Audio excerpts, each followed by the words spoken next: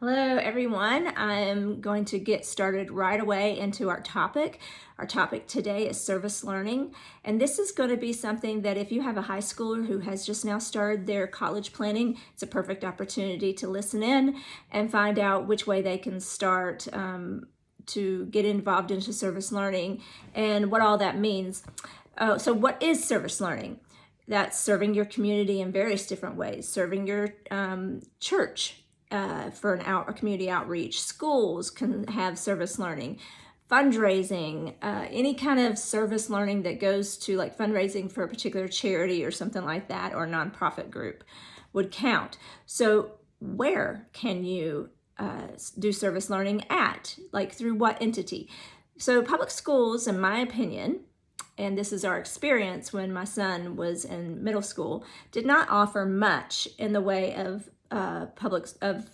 service learning when he was in middle school. That may have changed. That also is school specific. My daughter's school does offer a few opportunities, but they're not counting hours or anything like that. It's just a way for the kids to serve. You can also find out where you can get that information from churches. You can Google. You may remember in the binder that I showed last time that we have a section that specifically lays out where we can service learn, so we're not constantly looking around to find a new place. If we find a new place, that's great, but we have a set list of places that we like to serve, and we try to be consistent and be open to new places. You can also just ask some friends, ask some neighbors, where do you serve, and maybe get them involved too when you're looking. Who can do service learning? Well, usually it's 16 and up.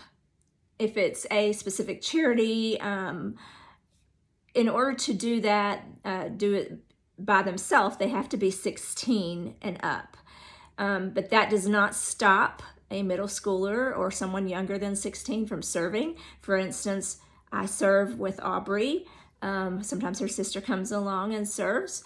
And it's a good way to do service learning as a family and get in the habit of doing this as a family to give back what we've been given. If you can't find a service learning organization, you can always start your own. And I'll get into that in just a second. But why do we do service learning? It's great for your resume.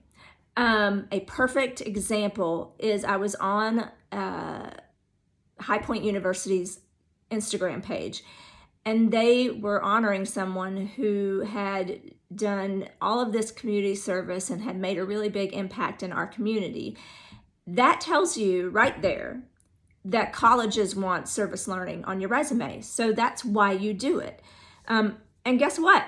It's a wonderful way for you to stand out among your peers who you're being compared to once you get into high school, because a lot of these kids aren't doing service learning, if we're honest. They're not really thinking about it until someone at school mentions, hey, well, let's go do this, or we need service learning hours if you'd like to earn your service learning diploma.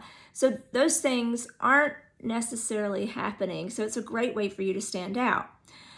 When my daughter was looking for a place to serve and get some of this on her resume, she found out about an organization through a friend of ours that was part of a larger organization, and their mission was to serve in the community and give back. It was a great organization. She didn't really connect very well with that organization. And I told her, I said, if you decide not to do it next year, you have to come up with other ways to serve. So that group eventually dismantled, at least temporarily as far as I know. But my daughter started her own service group. So what she did was she was like, well, I'd like to go serve with my friends. And I said, okay, then create something. You be the president of or the leader of your organization that's going to make a point to go and serve into our community where they need our help. So she started her own service learning group, and she named it. She came up with her own logo because she's creative, and she did that. I didn't really push her to do that. She just got excited about it and wanted to do that. So each month she picks out where we're going to serve. I don't really lead that in any way, except the fact that I might have to give her some calendar planning advice, things like that. But she picks out where we go to serve. She comes home, she keeps track of it in her binder. And the information that you would put in your binder after doing service learning is she puts the date, she puts like a short summary of what we did while we were doing that service learning opportunity. And she gives the the name of the place that we served. She puts the number of hours, even though she's not being tracked about that right now, but she does put the number of hours that she served because she can use it for National Junior Honor Society if she wants to. And the supervisor's name or contact name of the person that she contacted to be able to go in and serve in the first place. And all she does is she just emails that organization and she says, I have a group of friends, this is the name of our group, and we want to come in and see how we can serve the community on your behalf. What jobs are available, or when can you have us? We're looking at these dates. That's it. Pretty much it. You're just making an appointment.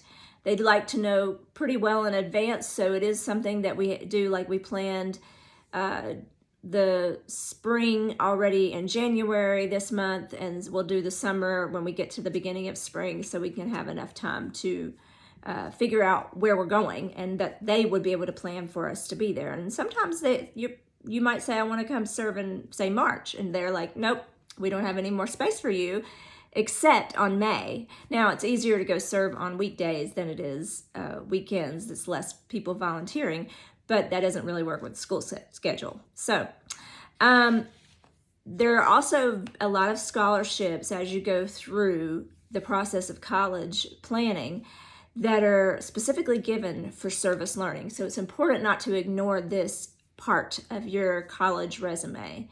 And I just want to make another note. You can look at college sites also that you might be interested in attending one day, just throwing it out there, and see how much service learning matters to them. If you're not on board with, I don't really feel like doing the service learning. It's almost, in my opinion, it's a prerequisite. You have to have it in order to apply for a college and expect to get in.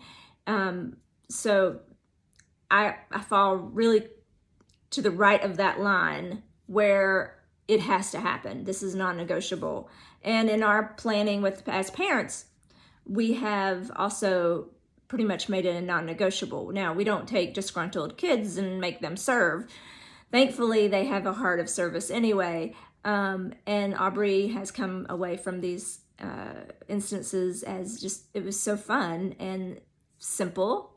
But you make a great impact, when you go and serve the community. So all of that being said, don't negate that service learning is so important to your college planning. And when you're in middle school, it's easy to start right now and get in the habit. If you're in high school, go right now and find out where you can serve. If you have a key club in your school, they do this as well.